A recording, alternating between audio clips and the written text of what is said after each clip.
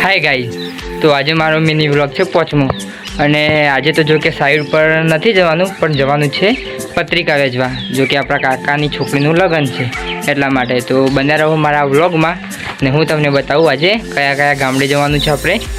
તો ચલો જઈએ આપણે. તો ફાઇનલી ગાઈઝ અમે નીકળી ગયા હતા પત્રિકા આપવા માટે વડાલી.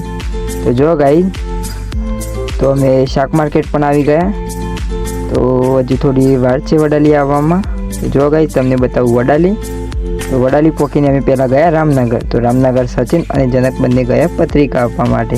તો જો ગાઈઝ ઘરે ઘરે પત્રિકા વેચે છે. અને પછી સચિનને લાગી ભૂખ તો અમે ચાલ્યા ગયા નાસ્તો કરવા માટે.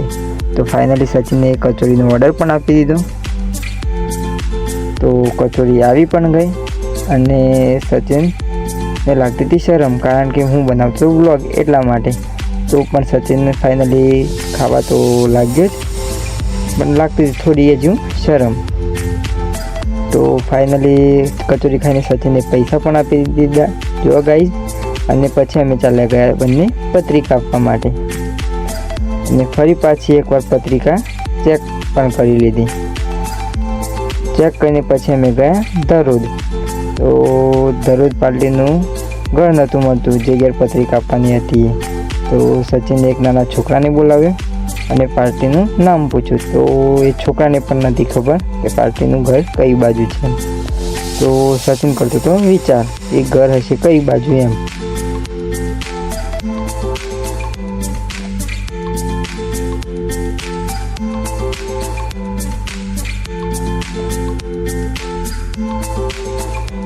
તો ફાઇનલી સચિને ઘર શોધી જ લીધું અને મને મુકાઈ દીધી બાઇક સાઈડમાં. અને પછી અમે બંને ગયા પાર્ટીના ઘરે પત્રિકા આપવા માટે. અને પછી લાગી હતી ભૂખ પાછી. તો અમે સચિનને બંને ચાલે ગયા મંચુરિયનની લારીએ. તો ફાઇનલી અમે મંચુરિયનનો ઓર્ડર પણ આપી દીધો જો ગાઈ. અને અમારું મંચુરિયન આવી પણ ગયું.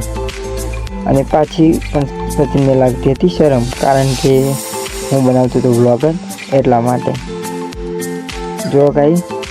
તો પણ સચિન ફાઇનલી હવે ખાવા લાગ્યો અને થોડું મેં પણ મંચુરિયન ખાઈ લીધું. થોડું થોડું કરીને અમે બંને 2 ડીશ ખાઈ લીધી મંચુરિયન. જો ગાઈ.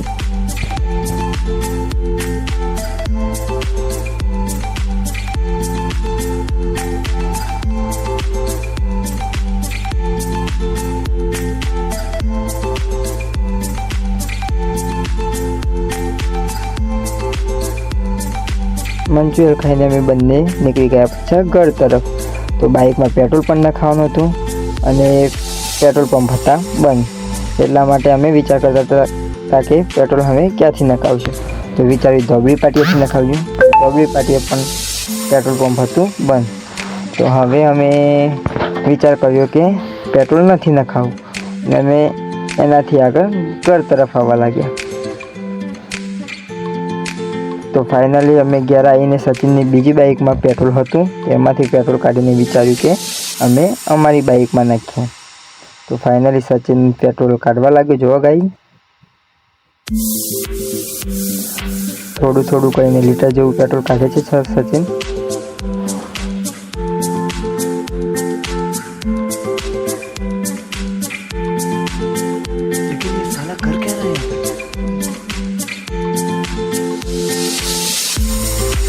ફાઇનલી ગાઈઝ આપણે પત્રિકા આપીને પાછા ઘરે આવી ગયા હતા. અને જો તમને વ્લોગ પસંદ આવતા હોય તો મારી યુટ્યુબ ચેનલને સબસ્ક્રાઈબ કરો અને હા લાઈક કમેન્ટ શેર કરવાનું ના ભૂલતા. તો ચલો મળીએ નવા વ્લોગમાં. જય માતાજી.